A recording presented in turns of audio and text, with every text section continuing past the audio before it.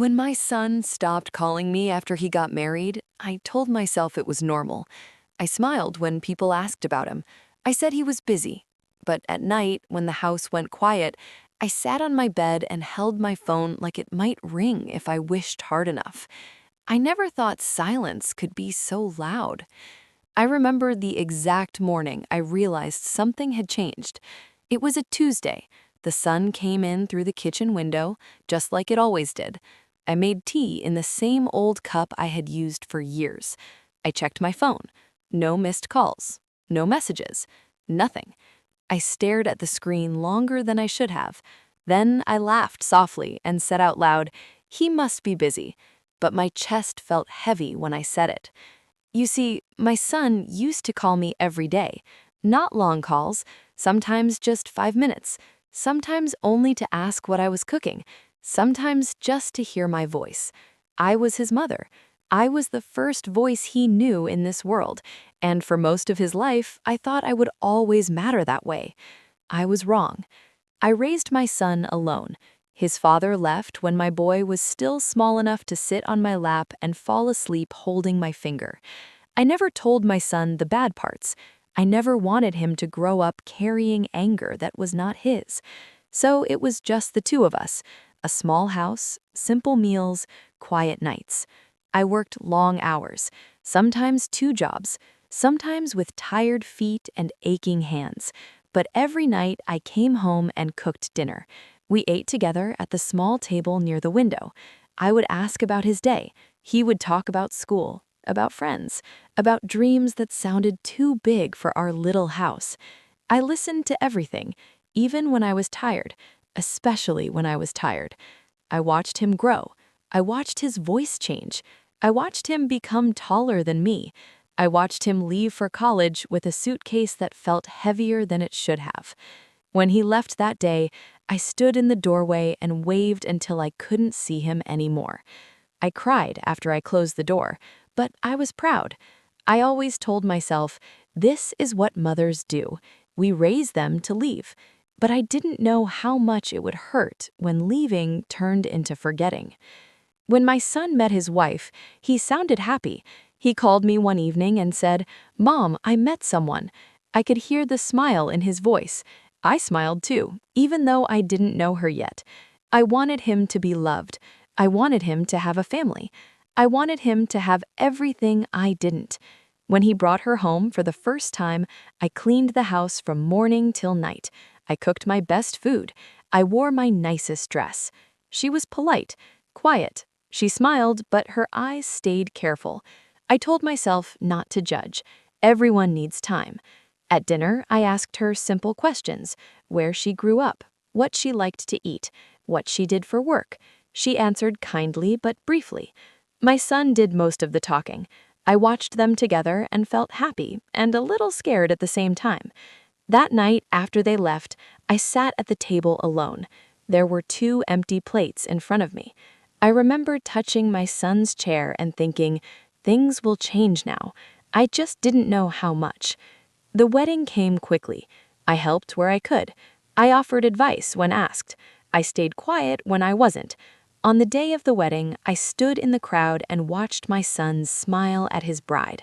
My eyes filled with tears, not from sadness, from pride. I whispered to myself, "You did well. He is happy." After the wedding, life moved fast. They settled into their new home. They went on trips. They posted pictures smiling at places I had never been. At first, my son still called. Not every day, but often enough.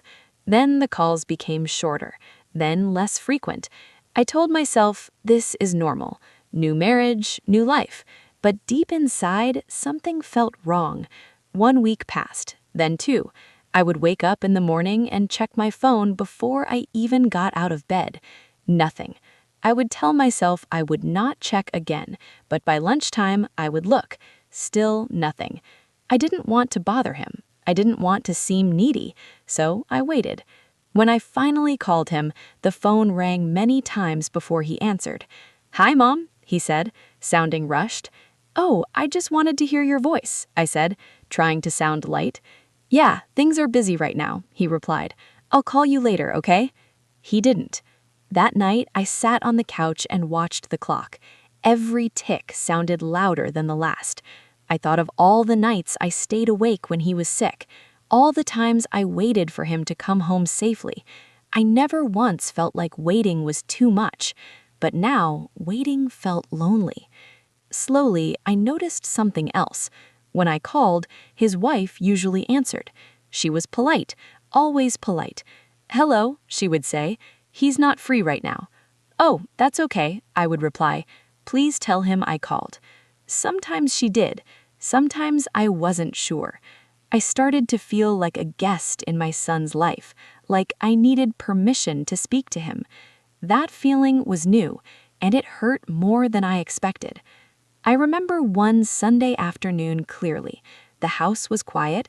Rain tapped softly against the windows. I made soup even though I was cooking only for myself. I thought of my son. I thought of how he used to love this soup, how he would dip bread into the bowl and smile. I decided to call him. The phone rang, then stopped.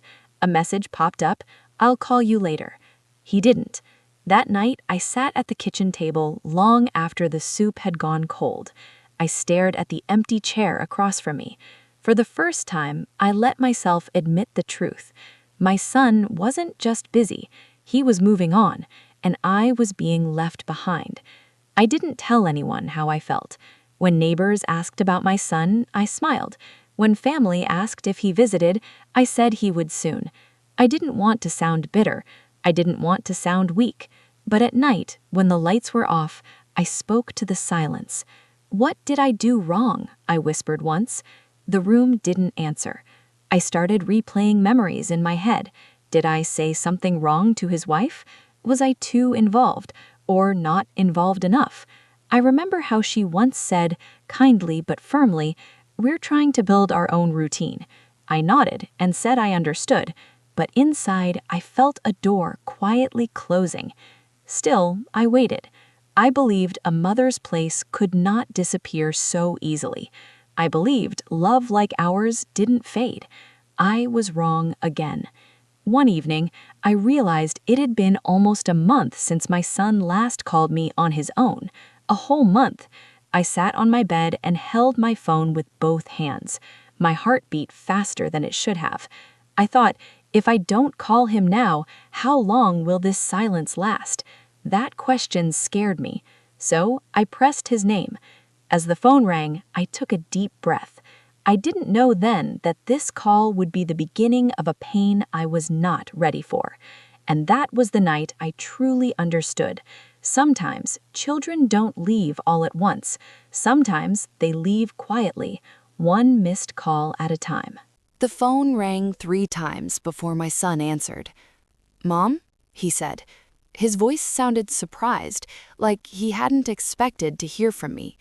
"Yes," I replied softly. "I just wanted to check on you." There was a pause, not a long one, but long enough for me to feel it. "We're doing fine," he said. "Just busy."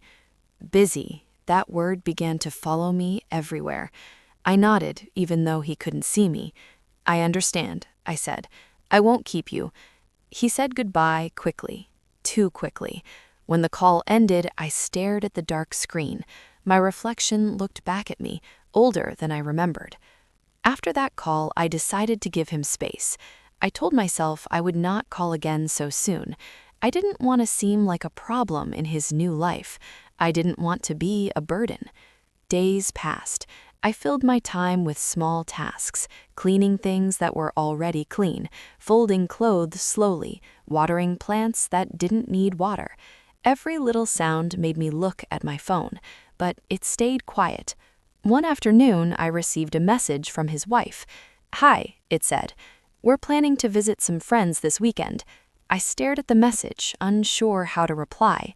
I typed, "That's nice," then erased it. I typed, "Have a good time," then erased that too. Finally, I wrote, "Okay, take care." She replied with a small heart. I looked at that heart for a long time. It was kind, but it felt distant. Weeks passed like this, short messages, no calls.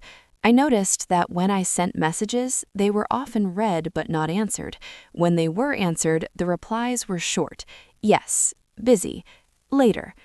I began to feel like I was interrupting something important every time I reached out, so I stopped. On Sundays, I used to cook extra food, just in case my son decided to visit. Old habits are hard to break. That habit slowly faded. One Sunday morning, I stood in the kitchen holding a bag of rice. I realized I was only cooking for myself now. I put the bag back. That small moment broke something inside me. I started to notice how quiet the house had become. No laughter, no footsteps, no music from his room, just the sound of the clock and my own breathing. Sometimes I turned on the television just to have voices in the room. I didn't even watch, I just listened. Silence, I learned, can make you feel invisible. One evening, I decided to visit them. I didn't tell them in advance. I wanted it to be a surprise, like old times. I baked a small cake, nothing fancy, just something sweet. When I arrived at their door, I hesitated. My hand stayed in the air for a moment before knocking. The door opened. It was my son.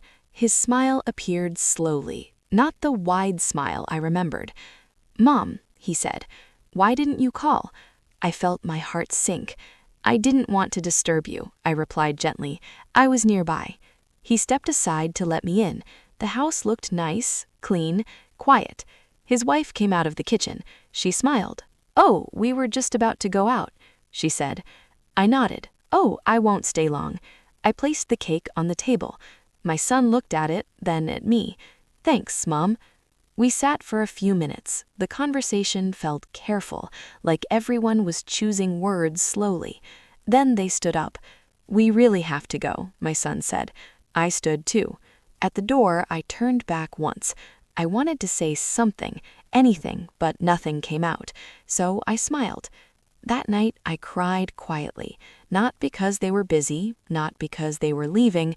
I cried because I felt like a visitor in my son's life. After that visit, I stopped showing up without notice. I stopped calling as much. I told myself, if he needs me, he will reach out. He didn't. One morning, I received an invitation. It was for a family gathering at my sister's house. My son and his wife were going to be there. I felt a mix of excitement and fear. I picked out my clothes carefully. I wanted to look nice, not old, not lonely. At the gathering, I saw them across the room. My son hugged me quickly. His wife smiled and nodded. We sat at the same table, but we didn't talk much. They talked to others, laughed, shared stories I wasn't part of. I listened quietly. At one point, someone asked my son about a recent trip. "Oh, it was great," he said. "Just what we needed." I smiled and nodded. I hadn't known about the trip. Later, when it was time to leave, I stood by the door. My son hugged me again. This time it felt rushed. "Take care, Mom," he said. I watched them walk away together. I felt like I was watching a life that no longer had room for me. That night, I lay in bed and stared at the ceiling. I thought about all the years I had been there for him, all the times I had put him first. I wasn't angry. I was just tired. Tired of waiting, tired of hoping, tired of feeling forgotten. The next morning, I decided to do something different. I wrote my son a letter. Not a long one, not an angry one, just a simple one. I told him I missed him. I told him I was proud of him. I told him I would always be here. I folded the letter carefully and placed it in an envelope. Before sending it, I held it against my chest. I whispered, "Please remember me." I didn't know if the letter would change anything, but writing it made one thing clear. The distance between us was growing, slowly, quietly, and I feared that if nothing changed, one day my son might forget to look back at all. I mailed the letter the next morning. I stood at the mailbox longer than I needed to. My hand rested on the metal lid. For a moment, I thought about taking the letter back. Not because I didn't mean the words, but because I was afraid of what his silence would mean if he didn't reply. Still, I let it go. Then I waited. Days passed, then more days. Every time the mail arrived, my heart lifted a little. and every time it wasn't from him, my heart sank again. I told myself not to expect anything, but hope has a quiet way of staying alive. One afternoon, my phone buzzed. It was a message from my son. "Got your letter, thanks." That was all. No questions, no call, just that. I stared at the screen, reading the message again and again. I tried to hear his voice in the words. I tried to feel something warm, but the message felt flat, like a door closed gently but firmly. I replied after a long while. "I just wanted you to know I'm always thinking of you." He read it. He didn't answer. After that, something inside me changed.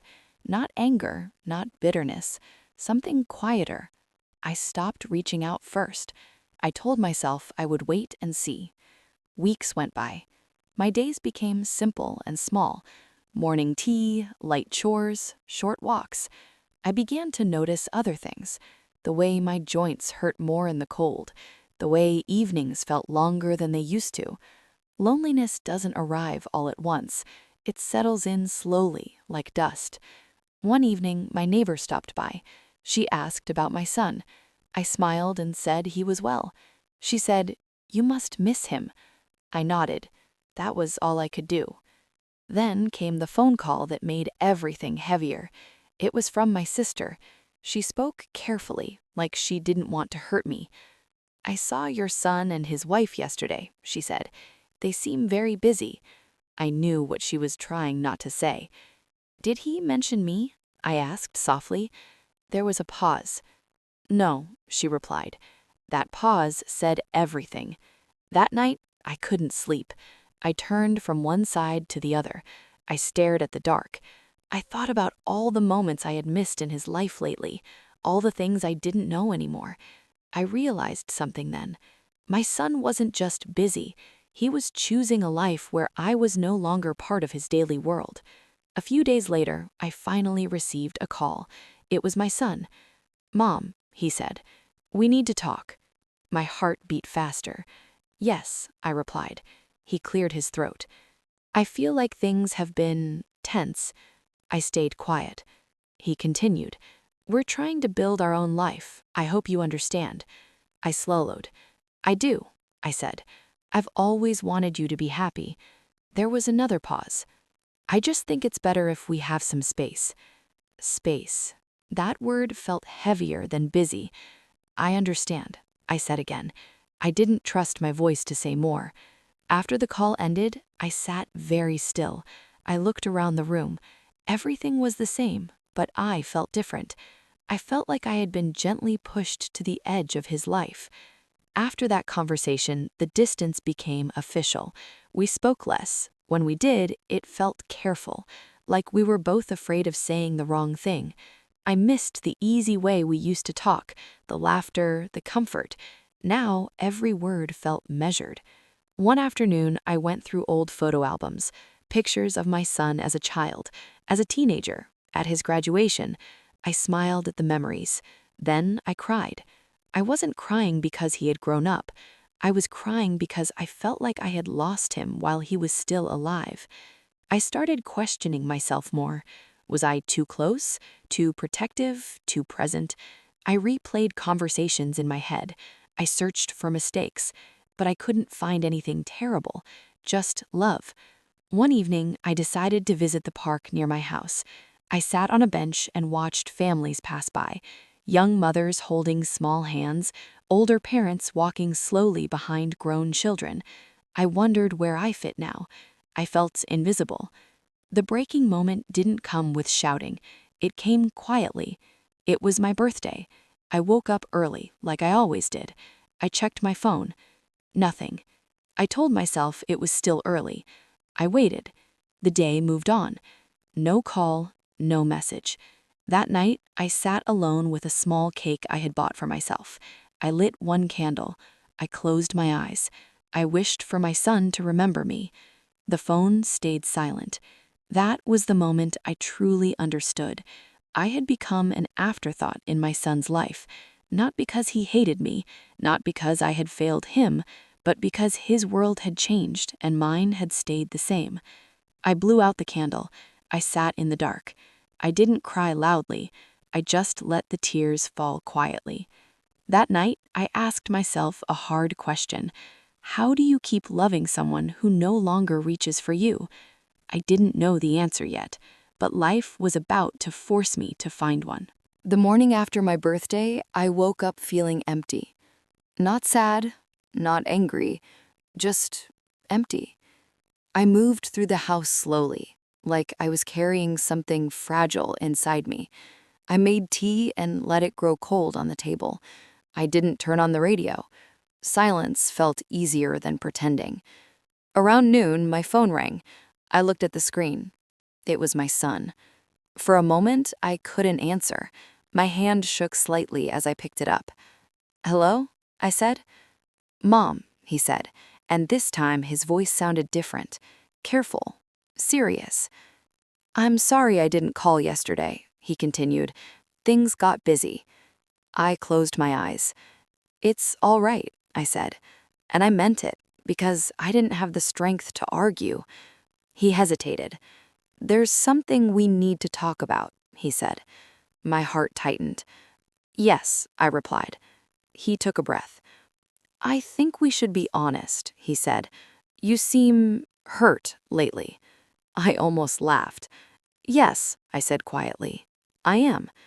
There was silence on the line. Then he spoke again. "My wife feels uncomfortable sometimes," he said slowly. "She feels like you're too involved."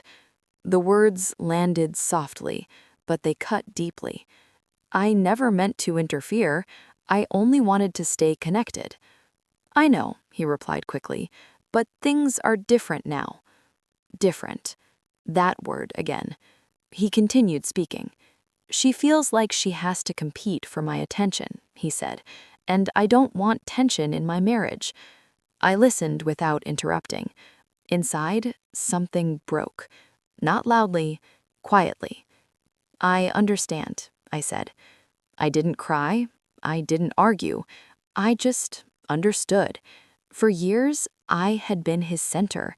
Now, I was a shadow, and I was expected to step back quietly. After the call ended, I sat on the couch and stared at the wall. The house felt smaller than before. I replayed his words again and again. Too involved.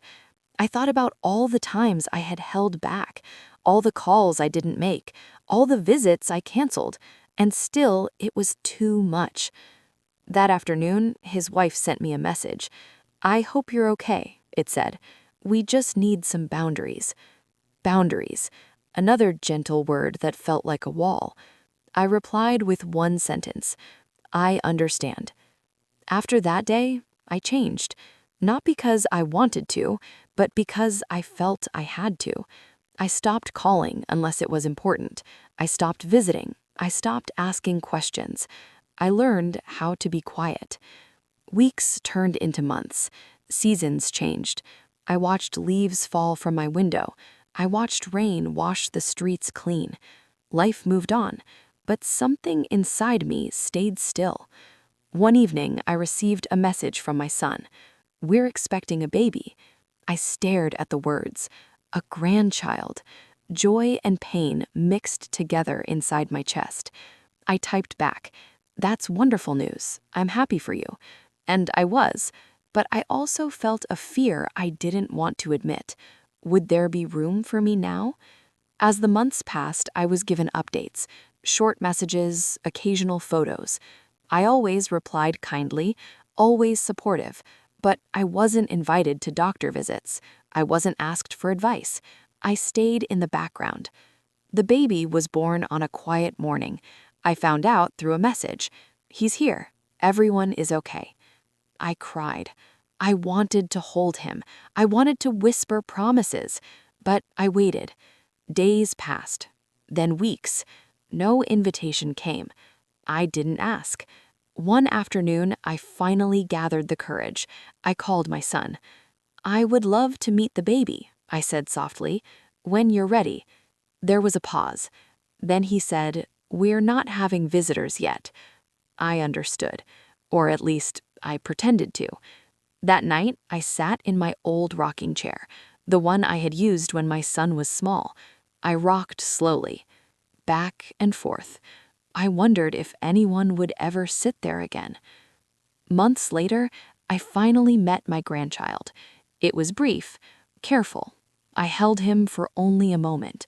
He was warm, small, perfect. When I gave him back, my arms felt empty. After that visit, I realized something painful. I wasn't just losing my son, I was losing a place in the future I had imagined. The turning point came quietly, on an ordinary day. I received a call from the hospital. It was about me. I had fainted at home. They said it was exhaustion, stress. I called my son to tell him. He sounded concerned. He said, "I'll come." For the first time in a long while, he came alone. He sat beside my bed. He looked at me, really looked.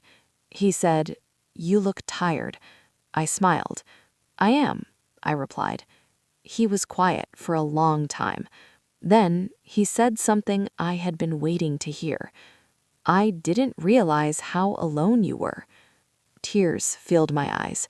I didn't speak, because this time he saw me. My son stayed with me at the hospital longer than I expected. He didn't look at his phone much. He didn't rush to leave. He just sat there. Sometimes silence can feel heavy, but this silence felt different. It felt gentle. "I didn't know it was this bad," he said quietly. I looked at him. He looked older than I remembered, tired, worried. "I didn't want you to worry," I replied. He lowered his head. "I should have noticed," he said. I reached for his hand. "You have your own life now," I said. "That's how it should be." He squeezed my hand gently. "But you're still my mother," he said.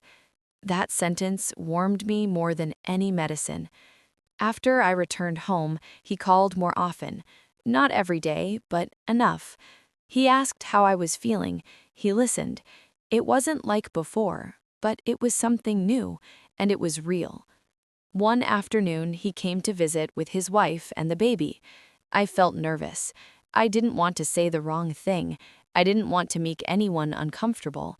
When they arrived, I kept my voice calm, my movements slow. I watched my daughter-in-law carefully.